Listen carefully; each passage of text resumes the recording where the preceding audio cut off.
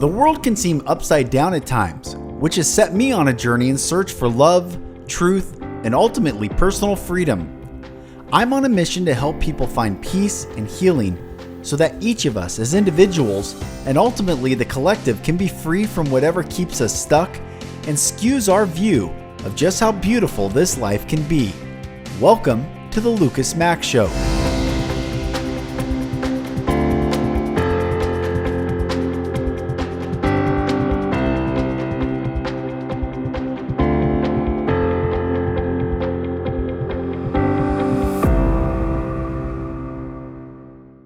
Hello, brothers and sisters, and welcome back to another episode of the Mack Show. I am Mack, and thank you for joining. Today, I'm bringing back Cole Bombino. We are talking about the very important topic of human design. I've had a few guests on talk about human design, but today is really a deep dive. We go into why it really matters in relationships and why it matters in loving ourselves, knowing ourselves, and how that leads to loving others. We talk about how do you know yourself without a system like human design, the different types of relationships that human design helps you decode and unfold. And really, what I think such an essential point is, how can you love yourself unless you know yourself? These are all the things and many more we cover in this episode. And I want to say thank you to Cole for coming on. At the end of this, Cole has a special offer for anyone that's interested in human design. And I really encourage you to sign up for this special gift that she's offering everyone who's listening to the show. The link is in the show notes, so make sure you click on that. And everyone, this is really, human design has really helped me in my relationship, in my marriage, in how I parent, in my working relationships. It's really a cool system. I'm learning more and more as days go by. And I really think that you, wherever you are and whatever you're going through, will benefit from understanding human design more, because you'll understand yourself more. So without any further delay, here's Cole. Thanks for coming back on. Everyone, Cole just blew my mind and made me cry during the end of this time. I was thinking about how I wanted to frame up human design and what it is. I feel like part of my journey has been jumping into these different, I want to understand everything, I guess. I want to understand all these modalities, and human design feels like the key to unlock it all is, I guess, what I'm saying. Like, everything for me makes sense now with human design. Where before I was like looking outside of the house, human design is like going into the house and having fun, learning and exploring, and it doesn't make anything wrong. And that's a big part for me. So thanks for coming back on. Thanks for talking more and sharing, because it's so important. You know, I know we have some notes like talking about self-love and what this is, but your knowledge and I know you said something last time, like you've studied this for years and years, and you feel like you've just learned a drop in the bucket, and yeah. So thank you for coming back on. Yeah, it's my pleasure to be here. And that is absolutely a huge gift that human design gives, is that it shows us that's what's happening within ourselves, what's happening within our relationships, what's happening within our lives is all perfectly designed. Like, there's nothing wrong with me. There's nothing wrong with you. There's nothing wrong with my relationships and the dynamics that I'm experiencing. And it just creates this deep understanding of self, this deep understanding of others that brings more love, acceptance, joy into our experience with ourselves, our relationships with ourselves, and our relationships with others and life. It is, as you're talking, this quote came to mind, this British preacher. I've read every single one of his books. I think he has 11 or 12 books. His name was Leonard Ravenhill. He died in 1994, but he has this quote. He said, the altar which receives no sacrifice receives no fire. And so often we want the fire, we want to feel like alive. And I mean, I'll speak for myself. Like I want to be on fire for life, for love, and even in ALA in the very first meditation where the angel brings you a word and Lauren was my angel. And then she brought me this box and on the outside it said love. And on the inside of the box was a flame that was ignited inside it. And so it was like, fire has always been this very, in my name, Lucas means light bearer. So something with light and fire has always been very near and dear to my heart. And then this quote, the altar which receives no sacrifice receives no fire. And then we just talked about compromising channels, which is almost like the sacrifice to bring forth something more beautiful. Like I think we're all here to know ourselves and then to understand the dynamics of others, whether we like the person or not like the person or what that actually surface level feels like. There's something sacrificial in a non, dark sense, I guess, but just in a beautiful sense of like you and I make something more beautiful than just me by myself and you by yourself. Like two is better than one. I don't know. So human design is helping me really understand the dynamics of why we need each other. I think that's really what I'm saying is ultimately we all need each other. Yeah. And to give everybody a little context, Lucas and I just had a little jam session Yeah. on human design, Yes. um, for him and for his family and understanding the relationship dynamics he's in. And in human design, there are electromagnetic channels, which is kind of that fire that Lucas just talked about. Like when you're with somebody and you just feel this part of you light up that you've never felt before, that's these electromagnetic channels lighting up between Mm, you and another. And then we have these compromise channels where we feel some sort of compromise of ourselves in this relationship. And when you understand these different channels, and when I say channels, just in case you're like, what the heck are channels? Channels are life force. It's energy that you experience. You mm, can have channels or life force that you experience with yourself by yourself consistently. It's something you have consistently in your design. mm, And then when you're with others, you can have an experience of energy that is unique to your relationship with that person. And so we have these compromise channels as well in human design where you feel this compromise that exists in this relationship. And when you look at your charts together, you can understand, okay, this compromise isn't a wrong or bad experience in this relationship. It's something that we co-create together.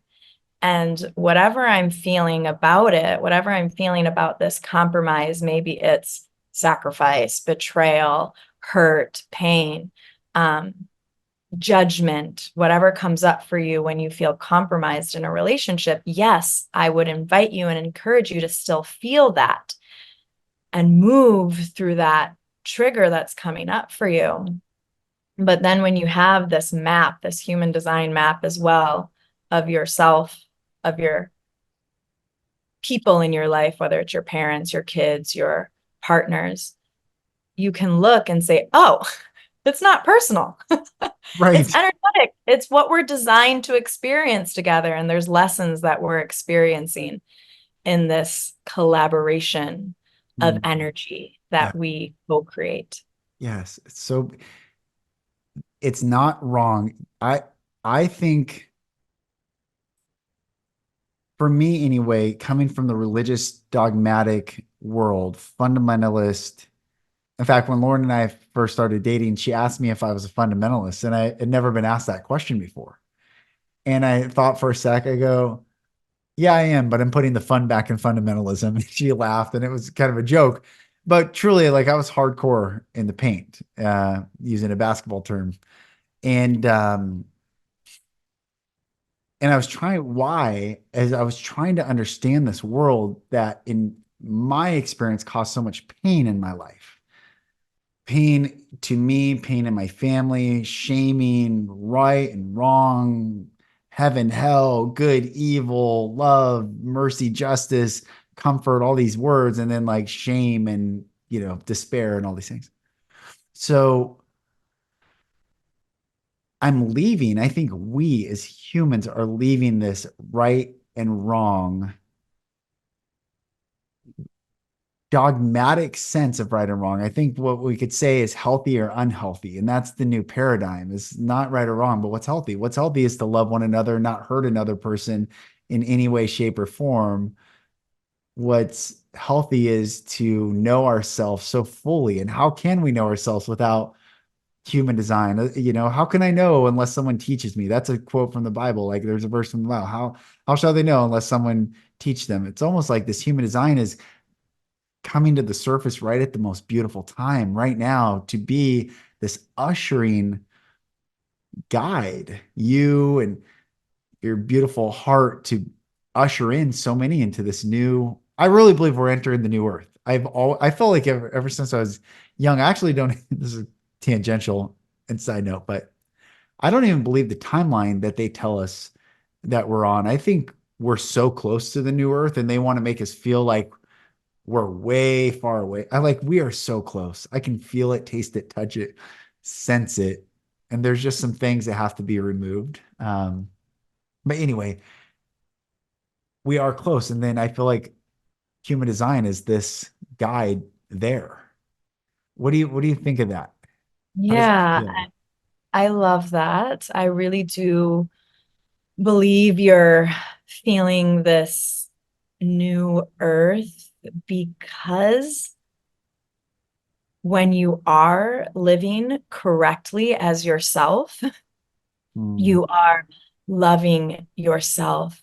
You are trusting yourself. You're following your own inner GPS system. You are already living in the new earth. You're vibrating at that state. Hmm. And so we're feeling humans living in their Eden, in their new earth. Yeah. And so the more of us that live correctly, authentically from our truth, from our own love, the more you're going to recognize that true earth exists here already now. And Hmm. it's just about more and more of us waking up to that and what human design can do. You mentioned, I just feel like we need to let go of a few things to live in this new earth. And Yeah. what I believe we're talking about when we're talking about new earth is living from this state of love, more humans living from this state of Yes. love, Yes. to simplify Yes. it. And you mentioned that what we need to live from this state of love is to let go, to release, to shed the layers of what isn't love. And human design makes that path so clear. We can so easily see our not self, our conditioned self, the part of us that, you know, we've been trained or told to be this way. And then human design gives us this path to let go of that, to let go of what is not us, what is not love, so Hmm. that we can live as our true self. And living as the true self is living in that state of love. And something you said in one of our pre-conversations to this podcast conversation was you said, there's this conversation about how to love others. We need to love ourselves. But how do we love ourselves if we don't know ourselves? When That's you right. said that, I got Right. chills. I was like, yes, like That's right. the path to loving yourself, the path to trusting yourself is knowing yourself. It makes it so much more clear. Yes. Um, it makes it so much more clear when you know yourself. Yes. And then to know others, we can love others when we know them. And that's that's another piece of what I love about human design is it helps you see yourself very clearly. It Mm. helps you see others very clearly. And it helps you see what is not you very clearly Mm. so that you can let that go. You can release that. You can integrate it into your wholeness and operate from this place of love because you are love. You become love. Right. Yeah, the veil is being lifted. It's as you're sharing, it's as if someone put a window where there should have been a mirror. And it's like design is inserting the mirror to show us ourselves so that before it was a window, it's just like all we're ever seeing is the projection of the world and others. So it's even, the Bryan Adams song, like when you love someone, you'll give everything. It's like so outwardly projected. But it's time to, I think, perfect the love outwardly as we understand ourselves inwardly. And I'll just say there's this concept that after I attempted suicide when I was 20, the next day I wrote this quote, and it was inward reflection leads to outward correction. And I was like, really, like, how did I get here? What is going on? What do I believe? Like I was spinning. I was like, I was pulling every weed out of the garden, every plant, like what, looking at it.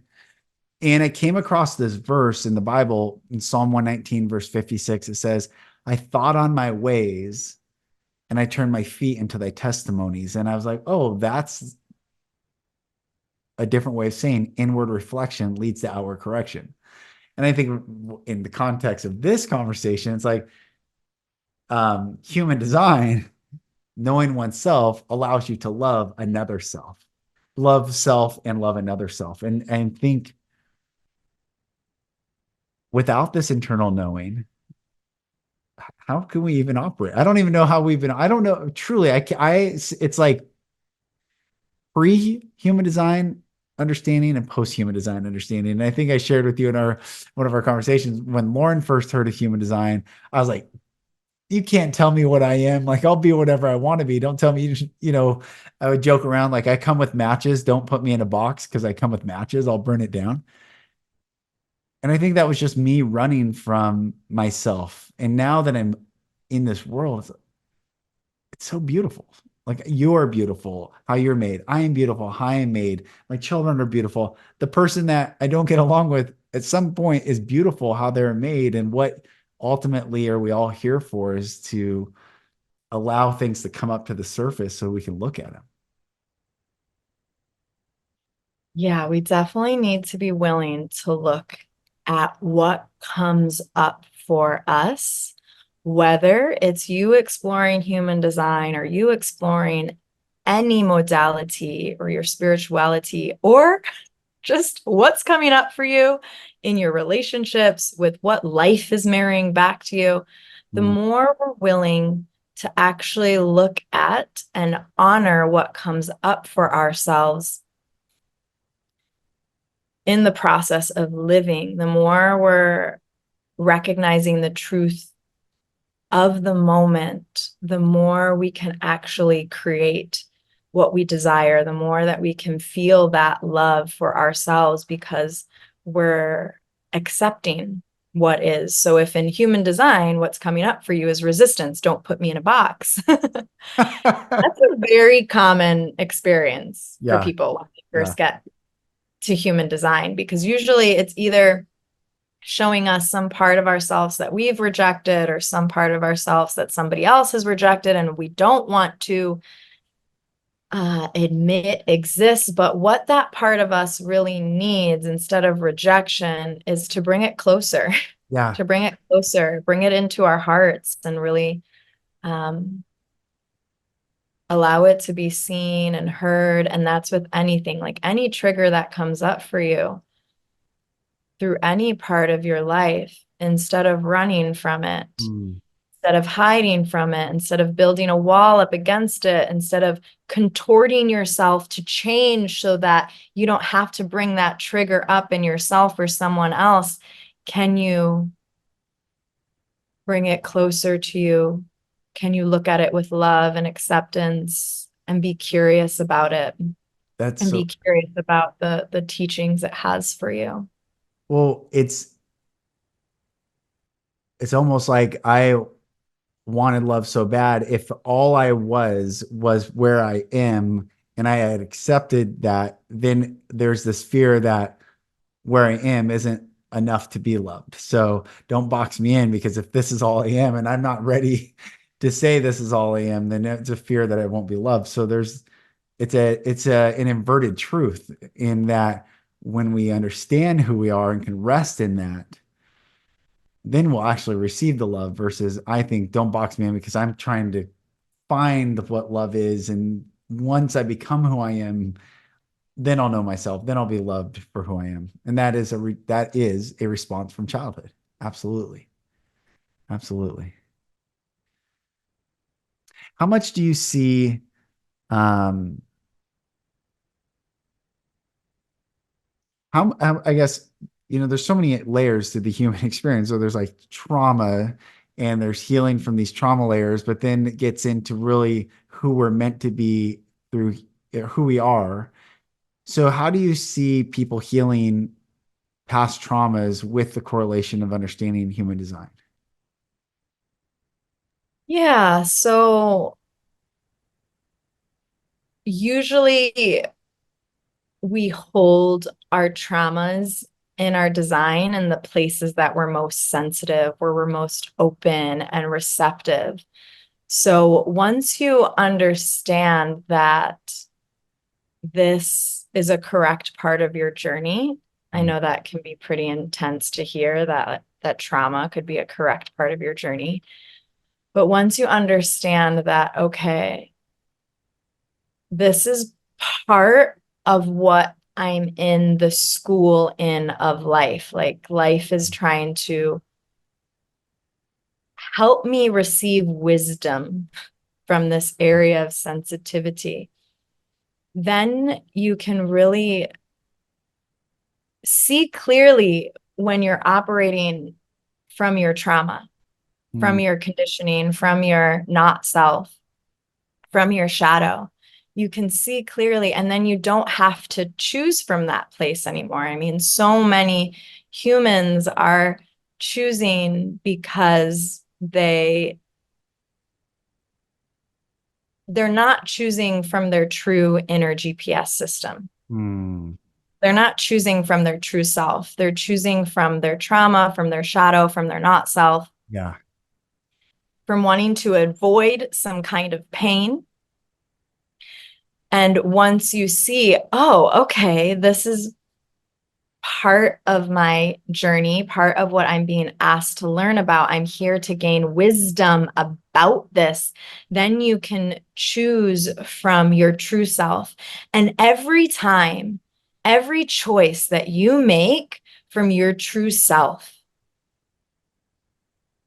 you're letting go of the trauma. You're letting go of the trauma having more power over you than your power.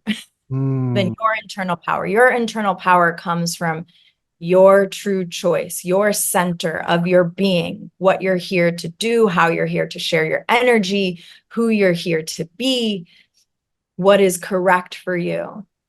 That is how you build your power and how you let go of what is not you, and how you gain wisdom Mm. from the experiences you have to then share with others and be an outer authority for others. Instead of that thing running your life, it starts to be a wisdom and a gift you can share with others. Mm. That's beautiful. Well, I don't know another way to know oneself so fully without human design. Is there? Have you found other modalities? I mean, I've explored so many modalities, so Yeah. many modalities, so many modalities, Right. as Right. I'm sure you have as well, and Yeah. anybody listening to this has. And I have learned about myself through yoga, through meditation, through energetic work. Yeah. I obviously love the work of renaturing, which you and I have talked about before. And Yeah. Shout out to Renaturing. All Yes. of you go follow Renaturing on Instagram. Renaturing is really powerful work. But what I love about human design, the thing that human design has given me that um, is so special and unique to human design is the clarity. Mm, We are being asked to develop our spiritual, emotional, and relational wisdom and intelligence right now. That's very clear in humanity that we're, those of us who are in this work, we're trying to develop this part of ourselves. But for the longest time, the mental awareness has ran the show, and we mm, needed that mental awareness. You and I talked about this before. We needed this mental awareness to get to where we are today. And human design is logical. yeah. Yes. That's why I think I love it so much. It's logical. Yeah. It's logical, but it shows you how to get into your body and Mm, listen to your body. So it helps make sense of things to your mind. It's so clear. It's like every question someone comes to me with, any challenge a client has, I'm like, oh, okay, here, look at it on your chart. It's right here. Doot, doot, doot, doot, doot. You bring me your partner's chart, your yeah. child's chart, your mother's chart, your friend's chart, and you share a dynamic that you're having, and I can clearly show your mind exactly why that's happening. And we can start to move from the rejection of that experience to the acceptance and love of that Mm, experience. And it starts in the mind, even though we are being asked to learn our body's intelligence, our emotional intelligence, spiritual, relational intelligence. The first step is to help the mind understand. mm, And so human design is so powerful because it is logical, it is clear, it helps the mind understand first. And then once the mind understands, we can drop that understanding over time into our bodies and then embody that wisdom. And mm, human design encourages us and teaches us to listen to our bodies, to understand our bodies, to understand our energetics. And mm, so it really covers all the intelligences and it covers the survival intelligence, the mental intelligence, the emotional intelligence, the body intelligence, the spiritual intelligence, the soul intelligence.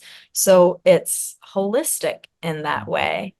And for us, a lot of that understanding needs to start in the mind, and it needs to be logical for us. And so while I have always been in the realm of the um, non-physical, mhm. like my gifts are in the spiritual, the emotional, the Yeah. non-physical plane. Yeah. Yeah. uh, it's really it helps me with understanding, but I honestly think I've learned it a lot for others because what I already understand through emotional intelligence and like spiritual intelligence and relational intelligence, I can point out really clearly for somebody and make it logical for them. Hmm. That's amazing. Do you okay, so one of the things I this come up, so who is the character or who's the person that developed human design? Was it did it culminate with Ra, and then from there, how did it spread? Like who taught, did he teach many, and then from many it's just grown? Yeah, so Ra is the founder of human design, and you can go on YouTube and look up the whole story of how human design was transmitted basically through Ra. Um, it was like a download. He had this whole mystical experience, really powerful, profound mystical experience that he tells the whole story about. Mm. But yeah, it started with him, and not he did not identify as this type of person. He was very much a logical, not in this realm. This was Wow. not his jam. Yeah. And so first he had to break himself down to really be open to this. And so he had many experiences with the knowledge himself.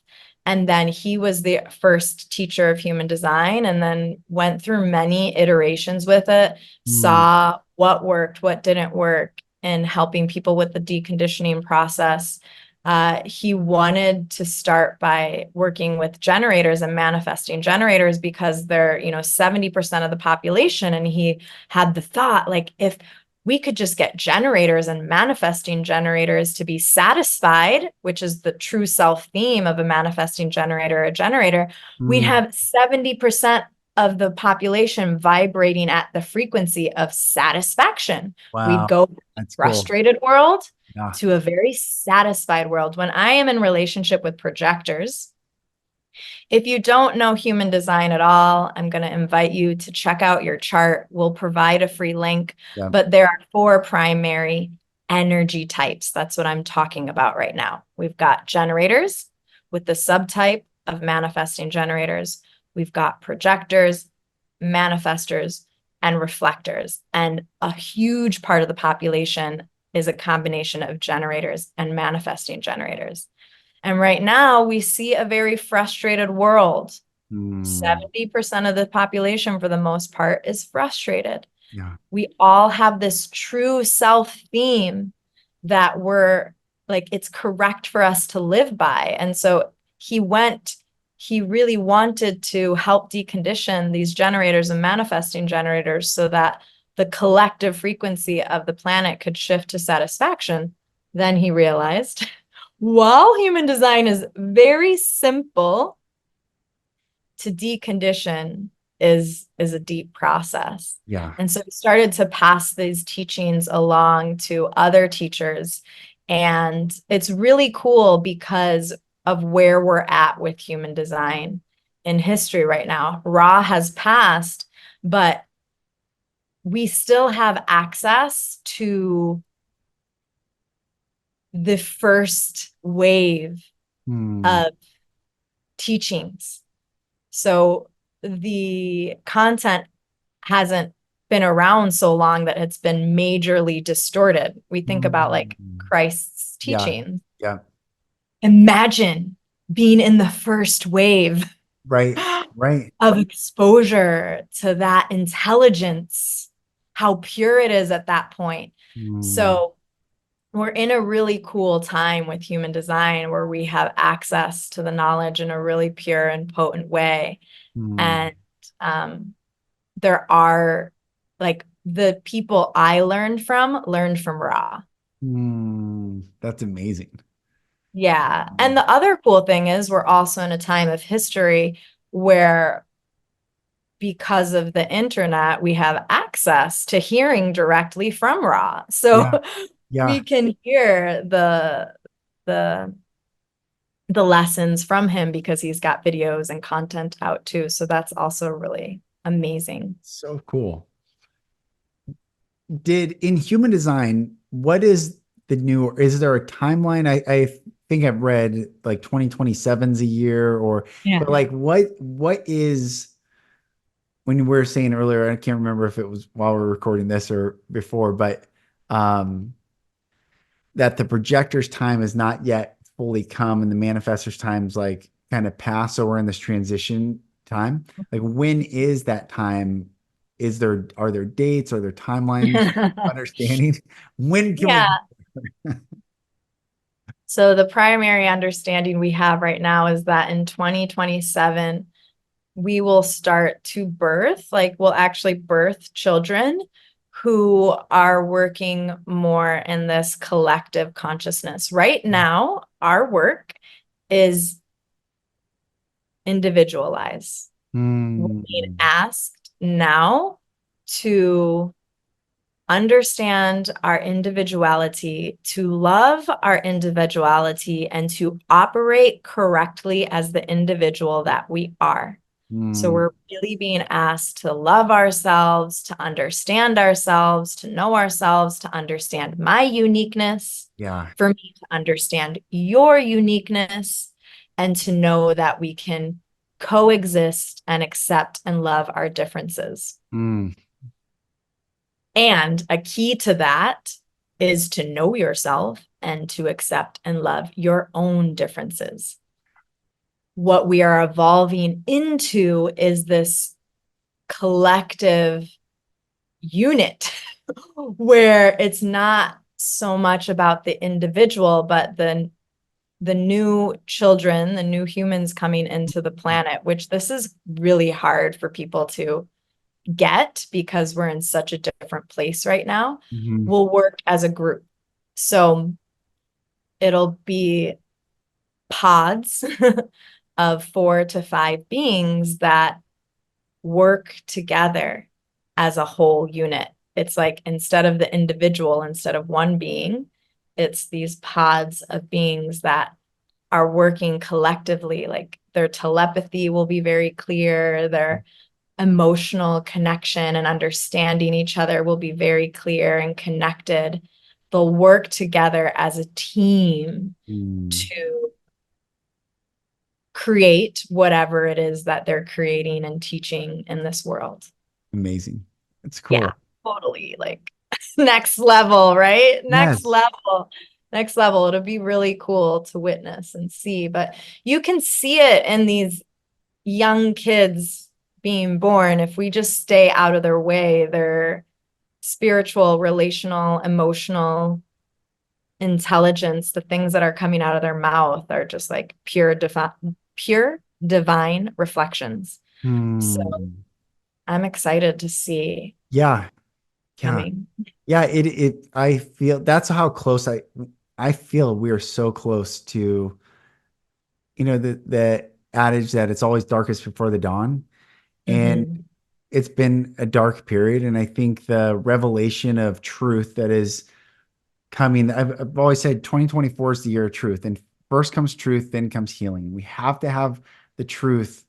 Every idol, every institution, every everything has to be revealed. And it has to, you did this earlier. You're showing like from this hierarchical standpoint to a collegial, or we're all a oneness. And it's like that transition, I think, is what we're in, when truth is going to reveal all these people that are stars, these celebrities, fame, money, power, corporations, governments, media, like all these things that have ruled and governed in a hierarchical sense are losing the power, so that we're like, wait a minute.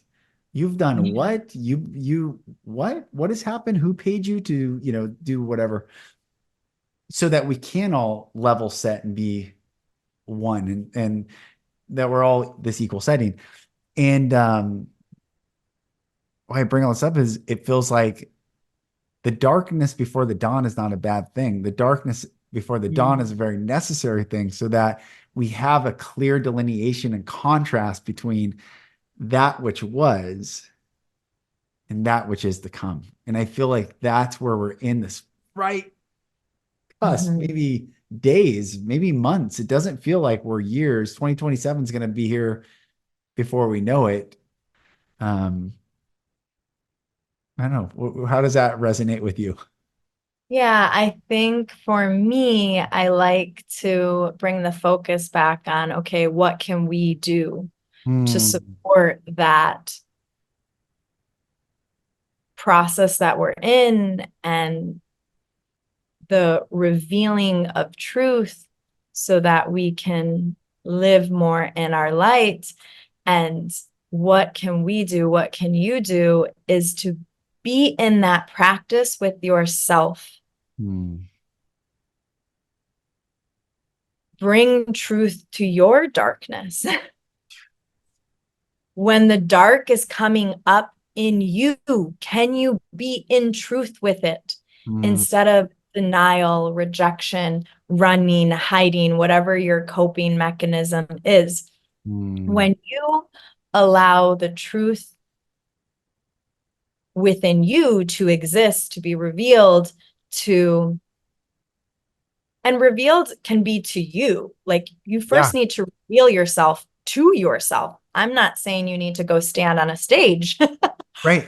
Right. or post on your Instagram every dark thought and feeling that you're having. I'm Right. saying allow it to exist within you. Reveal yourself to yourself. Be in Mm. truth with yourself.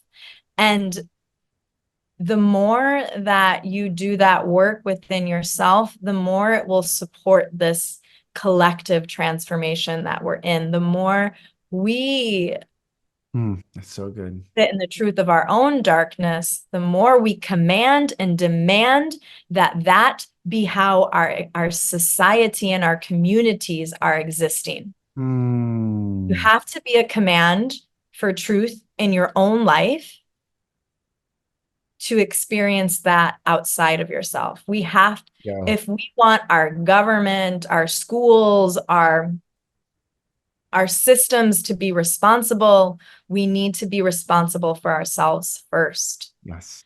And so when you are that, when you do that, when you shed your dark, when you bring light into your own darkness and then bring love and acceptance to it, you become the transmission of that way of existing. And then you start to see everything around you. Your light starts to shine onto the darkness around you. And then others have permission to feel, to let go, to reveal their darkness. And that ripple effect then goes onto the collective scale. Mm. So all you need to do is focus on yourself, do your work. Yeah. Your work. And you may have these collective dreams and desires to support on a grander scale, and that's beautiful. You're likely designed for that. You're Right. likely designed for that. Some of Right. us are designed more for individuality, some of us are designed more for tribe, and some of us are designed more for collective work. You Mm. can still do your collective work if that's where your passion is. You can still do your work in your community where if that's where your passion is.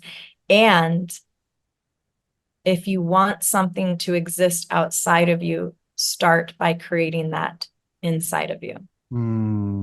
So good. That's so good. My agency helped design this book. I'm trying to I have it somewhere. It's called The Gravitational Leader. And it talked about so many leaders get into this, like it uses pastors as an example. They don't have a strong center of mass.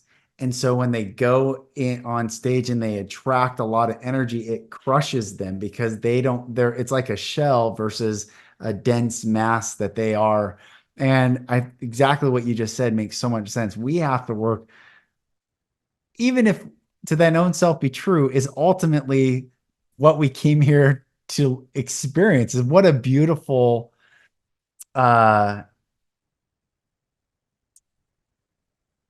expression of this life is to be true to ourselves. Um and we did nothing else except just be true to ourselves. I think that's so beautiful. Um which is also interesting.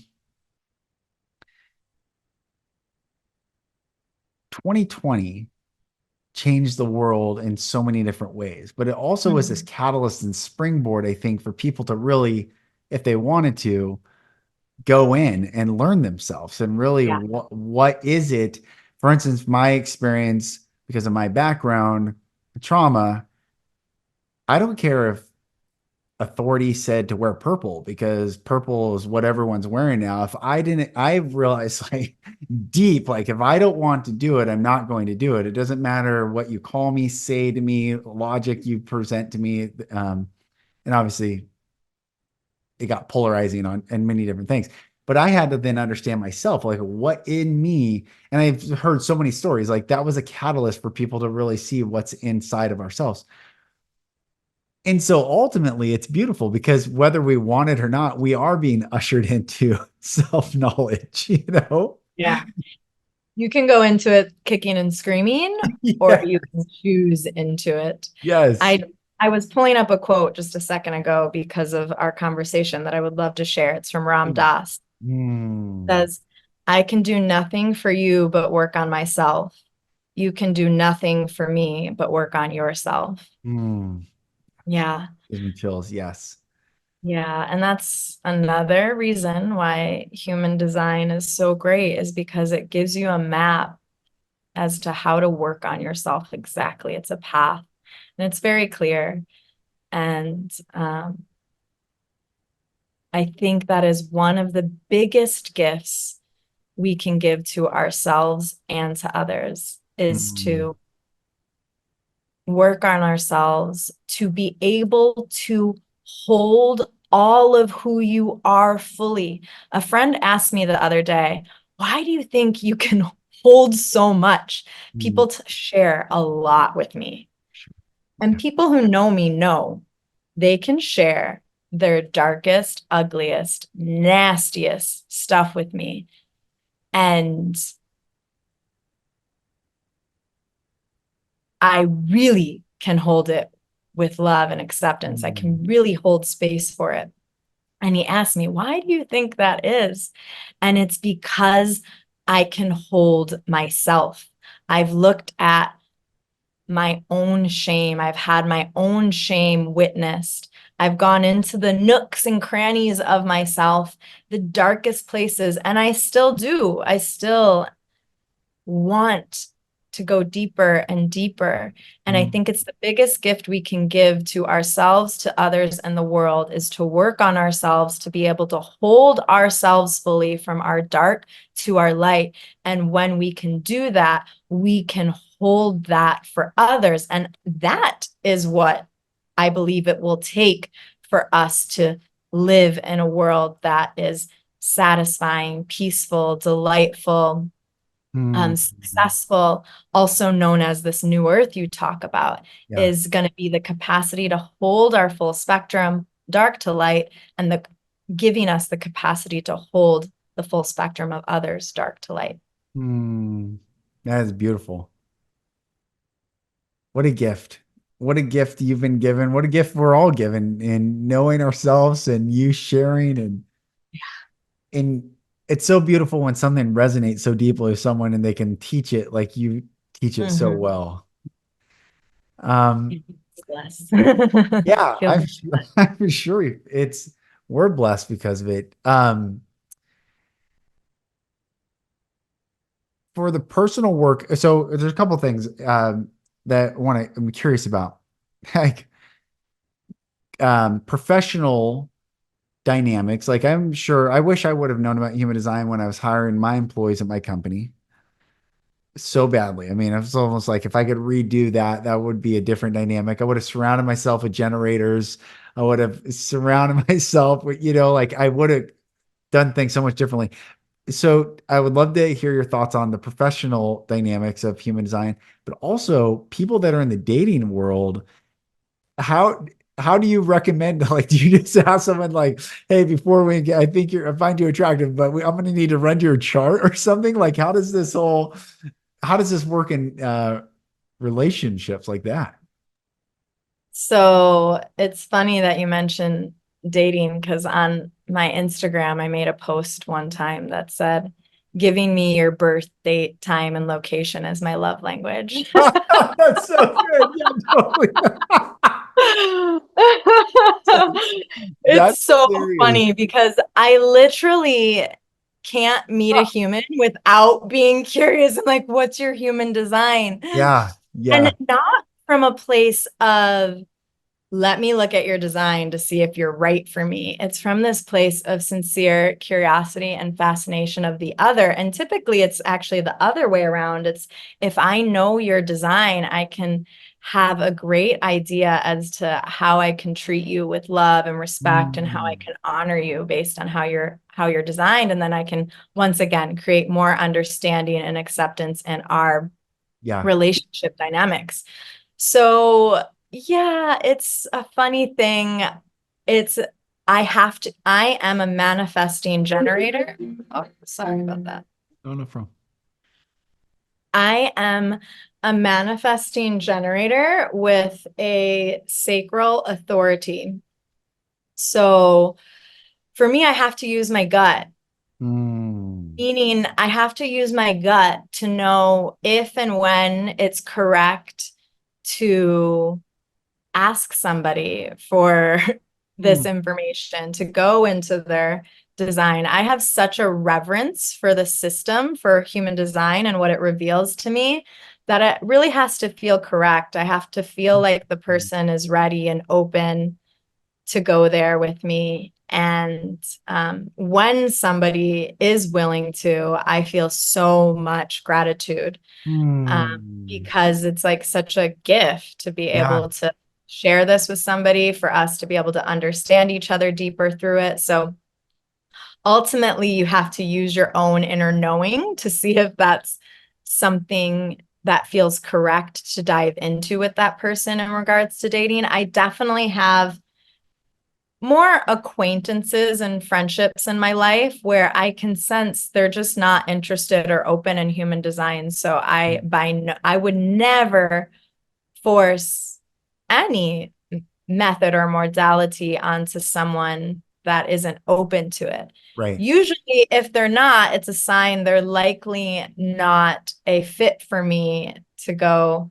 They're not going to be one of my core people in my life, because Yeah, my core values include growth, evolution, acceptance. So that would, to accept me is to be open to this perspective that I love to share. right. So, how to use it in dating? I would say use your own inner GPS system to determine if this person is open to it or not, because it is sacred knowledge.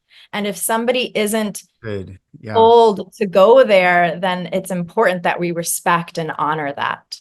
And Wow. then you respect and honor yourself, because if it's something that's important to you, if it's part of your core values, then you also get to be in relationships with people who are willing to jam with you in the things that you love to jam on. So they Mm. have to at least be willing to hear you share and speak about it. I have a couple in my life where one person is not really interested in going into the work and diving into it, but their partner is. And while they're both respecting each other, it's really cool. I see the person who is into the work respecting the other by not forcing them into it. Mm. But I see the person who is not into the work respecting the other by giving them still space to share and express about it. So, Mm. we all have different dynamics, and there's nuances to Yeah. this that really depend on the individuals involved. So that's about the dating and relationship space. Yeah. That's great. When it comes to the corporate environment, there's definitely human design for business. So you can definitely go down that rabbit hole where you're really looking at it for business and Mm. to support whatever your enterprise is or your employee dynamics. And I have used it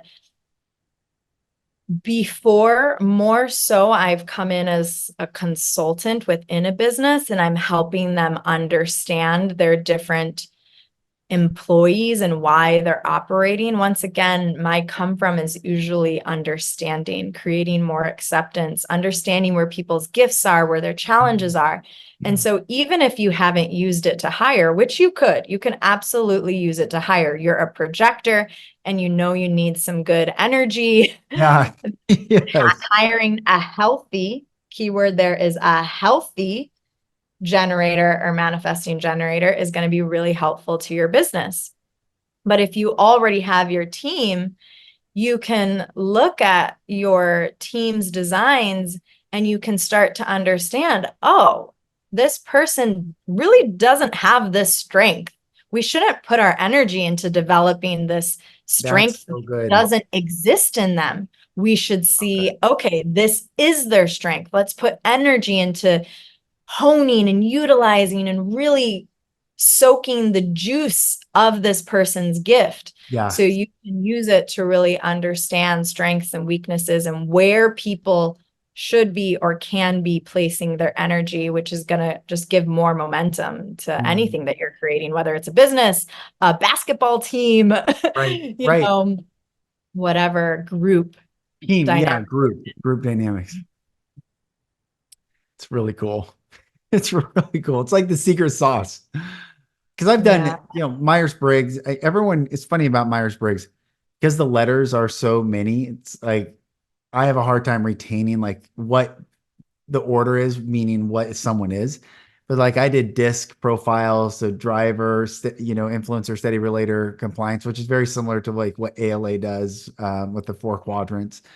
Um, and that like helped in certain communication styles, but it doesn't really get to even come close to human design. So I can imagine how beautiful this would be if you started either your current team or building a team based on this, how really impactful the team could be, which is ultimately what we're talking about in society as a whole, how impactful the collective will be when we understand this. Yeah. And you can use this for your family team too. Yeah, that's right. Understanding the team that your family creates and the different roles and how to treat one another, how to respect one Mm. another, how to recognize your children's gifts, how to support them into living into those gifts, how to understand what their challenges are. So, really, any group dynamic, you can use human design to support and empower that group dynamic. Um, Let me see. I'm gonna share with you. So my kids. So Lauren's a manifester. My oldest is a manifesting generator, and her right angle is cross of planning, which is interesting. My son is a 6'2" projector, left angle cross of prevention, which is interesting because he's left-handed. I don't know what that means, but my daughter, my third child, Claire, is a generator, and she's a 3-5 generator, and I'm a 3-5 projector. Um, and then my youngest is a manifesting generator, left angle cross of refinement. And she has definitely come into this family to refine it all. I called her the healer. Like I was like, oh, you're the healer. Um, but I like this word refinement. I forgot that the word refinement. So it's interesting to understand my children all are energy types except my son. And Yeah. then Lauren and I are not energy types, so we're usually exhausted, just wiped out. Um, it's all fascinating, all of it. You have quite the pack. I sure do. I sure do. I will tell you, learning human design will definitely help you in your family. This is so cool. It's so cool. I have the same thing going on with my nieces and nephews. We have one of every type pretty much. There's only Wow. one type we don't have. Uh, And I have learned so much because life is really teaching us. I attract all the different types mm, because it supports me in this work that I'm doing and what I'm sharing with the world. But right. seeing all the different types in kids is so freaking cool because Yes. it's so clear how each of them needs to be treated differently, what their gifts are, how their dynamics work together. You can build such a deeper connection with your children Mm, when you have human design as a part of the family mm, dynamic and value system. so good. Um, you're such a gift. Seriously, thank you for sharing so beautifully and spending time doing this. And I hope everyone, listening, Cole, you have to sign up for the goal. It's like I'm not going to say you should do it. You must. And we're going to put a link in after the show, and you're going to get was it a free 15-minute reading if they sign up, Cole, or how will that work? Yeah, so I have a Living Your Design group program coming up for open and undefined solar plexus. If you Mm, don't know if that's you, that's okay. We can figure out if this program is correct for you. And the way to do that is I'm giving your crew, your audience, a free 15-minute reading plus 10-minute Q&A. So whatever you want to create in your life right now, whatever you're challenged with, the first intention of these calls is to do a laser reading into your chart and create some understanding and some momentum in either overcoming a challenge or helping you to create what you actually want to create. Maybe you have a relationship that you want to understand. We can quickly look at your charts together. It's amazing what we can see with a short amount of time together. mm, So, mm. um, we will take some time to jam together on your human design.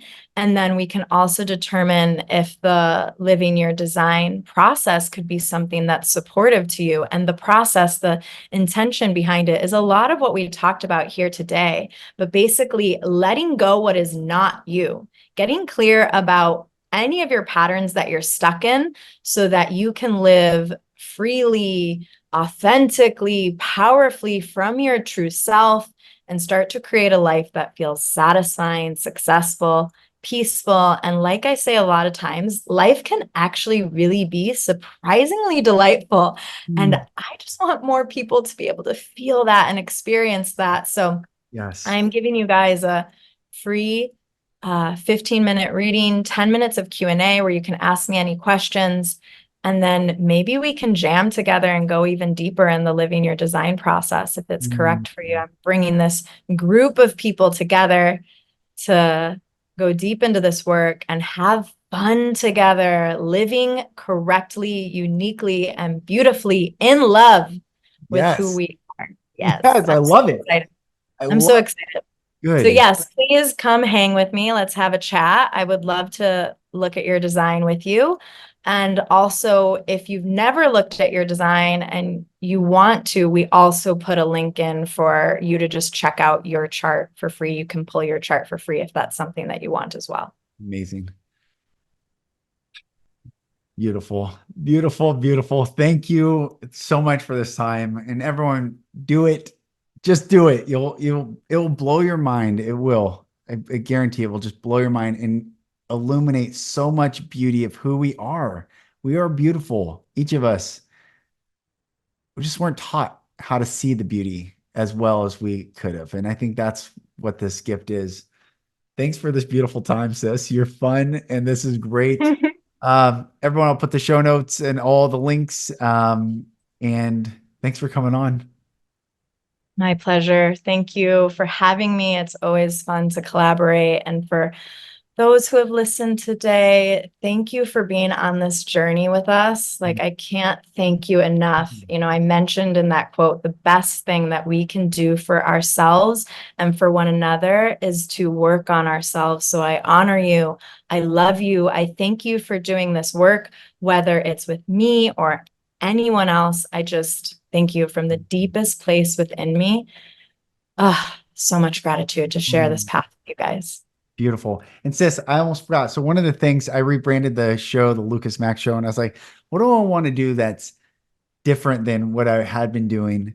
And at the end, if you don't mind, just in a moment, that I just want to pray in my own way, in a non-religious way, but for you, and for everyone listening. So if you don't mind, I just, Father God, I thank you so much for my sister Cole and her heart and her pursuit of truth and beauty and goodness and her giftings. And I thank you for this time together. I thank you for every person who's listened and who will listen, and the lives and the souls and the lives and souls that will be touched, but also the chains and shackles that will be removed from this conversation. I thank you for the freedom that you are bringing in our hearts, our minds, our souls, our bodies, and liberating us from all these shackles that have kept us stuck in antiquated systems, teachings, dogmas, and power structures, Lord God, that are not to go forward in our lives. And I thank you for what we're creating as individuals. I thank you for the illumination of the beauty that we are. And I'm so excited for what's to come.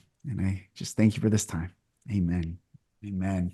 My sweet sister Cole, I love you. I love you. I love you. And I can't wait for our next. We'll do another one, I know, very soon. Thank you. Bye.